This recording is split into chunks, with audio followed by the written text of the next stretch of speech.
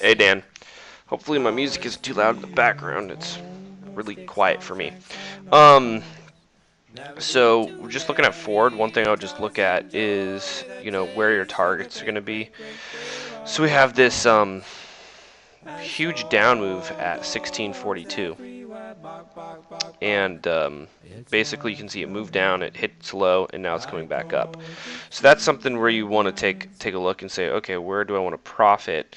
Where am I going to beat my head on? And that 1641 level is somewhere where you're going to hit your head and go, okay, is it going to move through there or not? We also have this candle today, which is a catching knife candle, which you see this one right here, just kind of mimicking that the other way around. So this actually might be a little reversal signal. The one thing, though, to look at is, is that worrisome? Well, look how far we're away from this moving average. This is a 8-day moving average, and we have the stock has, zoomed past that. And if you look at T, I'm in the same boat for AT&T, right? So here's my daily. I own, a couple hundred shares of AT&T, and it zoomed away from the moving average. And when it gets far away from the average, like 20 points away from the moving average, it's going to start coming back down to it. So even I had these 2 down days here, I'm not too worried because all it's doing is letting the moving averages catch up. And then if it breaks through, here's a buy signal. If it breaks through and we get a sell signal, that's when we worry. So on Ford, what I look at is, you're going to have a few red days here. As we learned in Tesla, not everything just goes straight up. So you're going to have some down sideways movement here. So this is going to catch up. So that's what you're going to do. So this is a great time to do covered calls, right? And so looking at covered calls in Ford,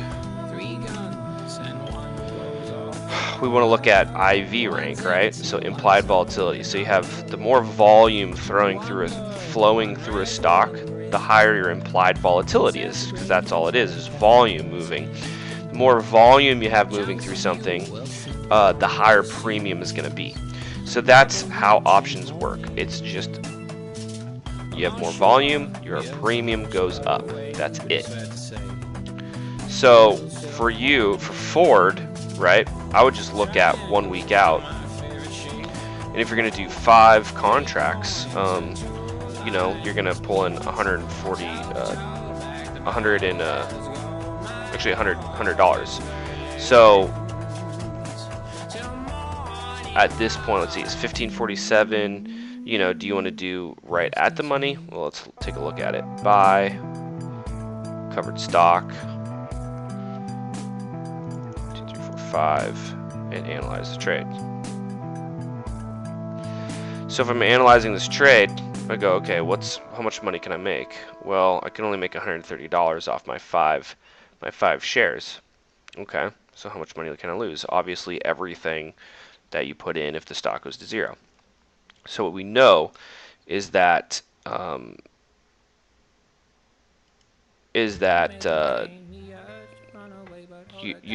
already own the stock at X price.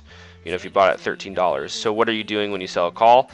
Well, if you sell it for 24 cents, you are gaining that credit. So 24 times 5, $1.20 or $120. So the question is for you then, do you go to the next strike? Because when we're opening these strikes, and strikes I mean is, here's the strikes, is the expiration date 1550, right? We're at 1547.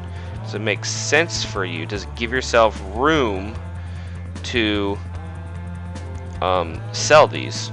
Or does it make more sense to hedge, by buying puts?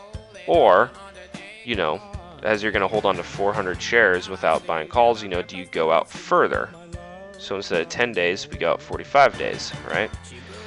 So things are a little bit more rich out here, because with time, with time you get theta decay, which is just money flowing out, right? So theta is money moving, and we're unsure of the direction of the product.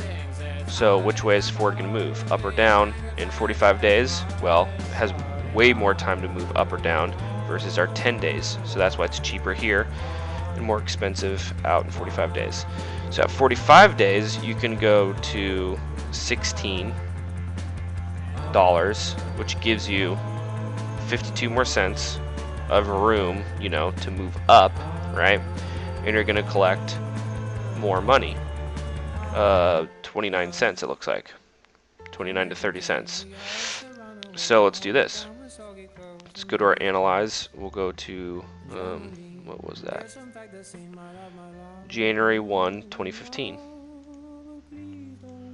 So we're going to move this to January 1, 15. We're going to move this up to 16 bucks. Now, what did that do for me? I have more room to grow. 400. I can actually make $405, right? Because I'm taking in more credit, and the stock can move another 50 cents to get to $16, right? And then on top of that, we're going to have your other 400 shares.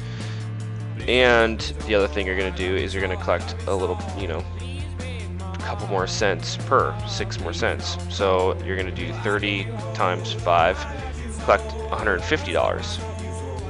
And go 45 days out.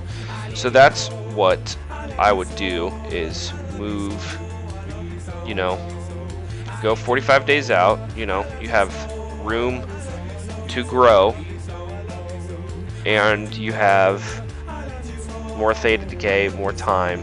More time never hurts when you're trading options. So it's all just depending on what you want to do.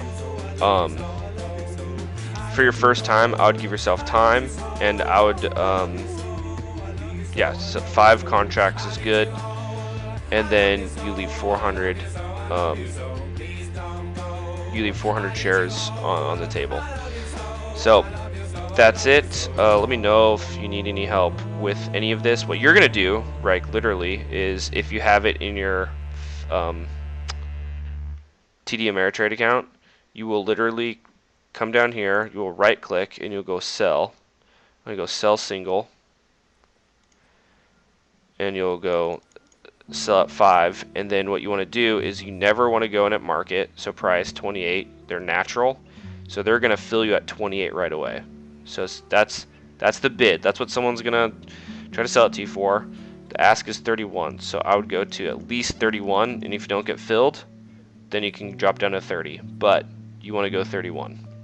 Right, and it's gonna go confirm, and I can't do this, right?